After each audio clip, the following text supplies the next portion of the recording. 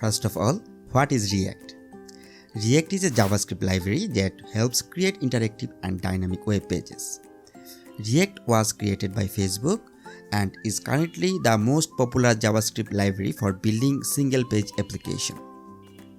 When you load a web page, the browser takes the HTML code and builds a special tree-like structure called Document Object Model, or in short, DOM, where each branch represents an element on the page like headings, paragraphs, or images. This structure lets the JavaScript interact with the page. So, when you click a button or fill out a form, JavaScript can use the DOM to update the content without needing to full page reload. For example, you can use JavaScript to change text or a paragraph when a button is clicked. Check this code for instance. This is HTML code where there is a button with ID, change button, and a paragraph. We want the text of the paragraph to be changed when the button is clicked. We can use this JavaScript code to change the text of the paragraph when the button is clicked. This JavaScript is called vanilla JavaScript, meaning plain JavaScript without any third-party tools. As your application grows, dealing with the web page that uses this vanilla JavaScript can become tricky and hard to maintain. This is where React comes to make things easier. Instead of manually querying and updating DOM elements, React lets you describe your web page using small, usable building blocks called components. React will take care of the efficient creation and updates of the DOM behind the scene, freeing you to focus on the logic and structure of your app. Components helps us write reusable, modular, extensible, and better organized code. Let's look at a real-world example. Think about a popular site like Airbnb. On this page, we have a header, navigation bar, and a grid of available accommodation options in the main area. We can build each section as a separate component. And now in each grid, each accommodation options is displayed as a card. This can be an independent component with a like button, which is another component itself. We can build all the components individually and then combine them to build this page. Essentially, React application is a tree of components with the app being in the root, bringing everything together. React takes your web page to the next level by making them feel like smooth, interactive apps. Think about the same application Airbnb. Their user interface is built with React. This is why clicking through these menus and searching for stays happen seamlessly without needing to reload the page. This responsive experience is what React excels at, creating a web page experience that feels more like a native app. Alright, now it's time to start coding. Let's start by setting up the development environment for React. To follow this tutorial, you need to have installed Node.js version 18 or above. If you do not have installed Node.js on your computer, you can install it from nodejs.org. Here, you can download the latest version.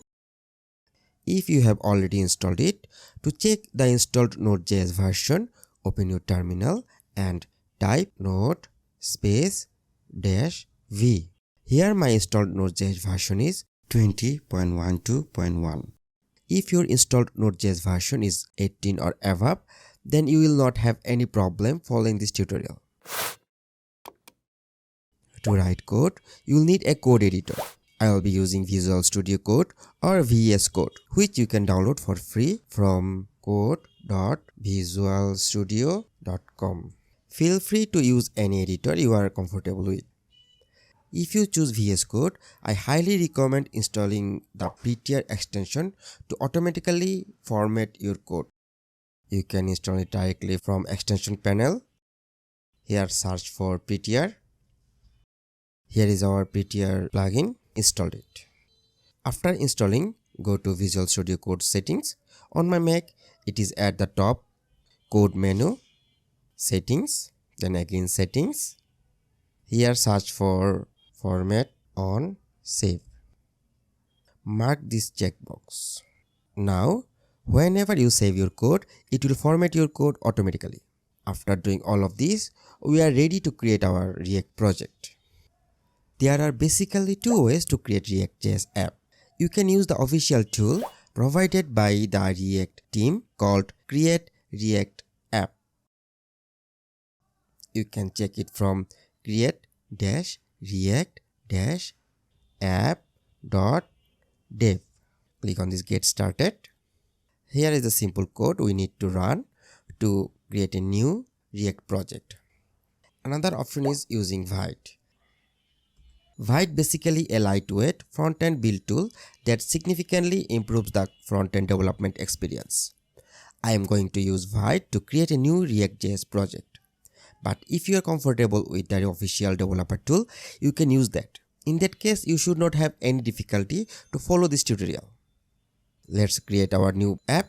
So go to my project directory. In this project directory, I am going to create a new React project. To create a new app using Vite, you need to run it in your terminal. npm create Vite, then latest, or instead of this latest, you can use the specific version. Like for this tutorial, I am going to use Vite version 5.2.0. Now npm is asking if I want to install this package. Let's proceed. Next, we need to specify our project name. Let's give it a name, React app. Now we need to select a framework for our project. Using Vite, we can create a various type of JavaScript project like this one. This is vanilla JavaScript. Vanilla JavaScript means the plain old JavaScript. And we have other options to create a project like Vue, React, Lit, and many other. You can press up and down arrow key to navigate through the options. Let's select React. Next, we need to select a language variant. I am going to use TypeScript. So our project is created. Now we need to go to the project directory and install necessary dependencies and finally run our project. So let's do it. cd to React app, then install the dependency using npm install. This will install the necessary dependencies. Dependency installation is complete. Now let's run the project. npm run dev. Our project is running on localhost and the port is 5173. Let's check it. Localhost port is 5173. Here our React app is running. Now let's load the project in our Visual Studio Code. To do this, go to this file menu, then open folder. This is our React app folder in my project directory and open it. So our project is loaded in Visual Studio Code. Before start writing, let me give you a brief overview of the key files and folder inside this project. First folder is Node modules. This is where all the third-party libraries like React and other is installed. You never need to touch anything inside this folder. Next, we have public folder. Here, all the public assets of the website exist, like video and images. Next, we have source folder. This is our code for our React app. Inside this folder, we have a React component named app.tsx. Don't worry, just ignore all of this. I will write this component from scratch. Just remember, inside this source folder, there is a React component named app. Outside this folder, we will also have a index.html. This is simple HTML file with a div of root and a JavaScript loaded named main.tsx. Beside this index.html, we have package.json file. In this package.json file, all the dependencies declare. This is similar to pom.xml file of Maven, but this is for Node.js. Here, you can see we have declared dependencies that we need for this project. First one is React and another is React DOM. Also, we have included dev dependencies. We will also have tsconfig.json. Here some settings are defined. If you are not advanced user, we never need to touch this one. Also, we have another file that vite.config. If you are not advanced user of React, you never need to touch this one also. Now let's run the project using the terminal that comes with VsCode, because in that case it will be easier for us to run all the command inside Visual Studio Code and we don't need to go back and forth with the default terminal. First of all, let's stop the server I have run before. So let's close this one, and inside this Visual Studio Code we can open embedded terminal using this terminal menu and new terminal. Here run the project, npm run dev. This is running successfully. Let's open this link. So this is running now. Now let's start our code. The very first thing, I will create a new component inside this source folder. Create a new file. Let's name it message with the extension tsx. For React, we usually use tsx as extension of the file. You can also use .ts file for TypeScript, but tsx is more popular and widely used. Inside this file, we can declare our component. There are two ways to declare the component. One is using a class and another is using a function. Nowadays, declaring a component using function is becoming more popular because it is more concise and short. So let's declare one function and name it message.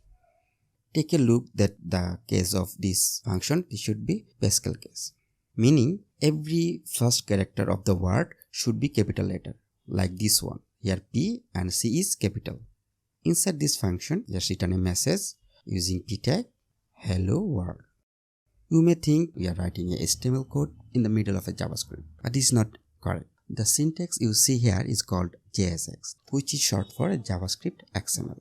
So this code under the hood going to be compiled at JavaScript. Now to use this in other component, first we need to export it. Export default, and here is our message. Now in our app component, let's remove all of these.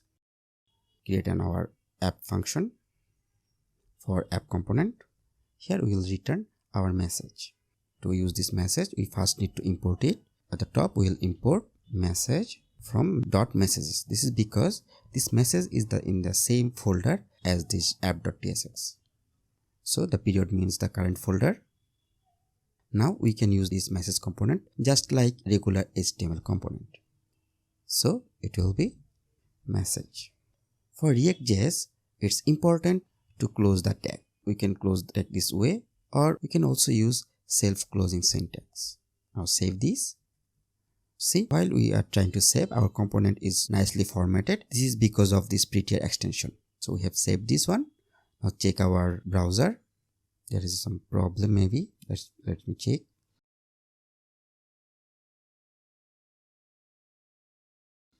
Does not provide an export name default. Okay, we forgot to export this app. That is export default app. Now check in the browser. Refresh it. Here is our hello world. Actually this looks small. Let's change this paragraph with h1 tag. Just change this tag with h1. So change this closing tag and save it.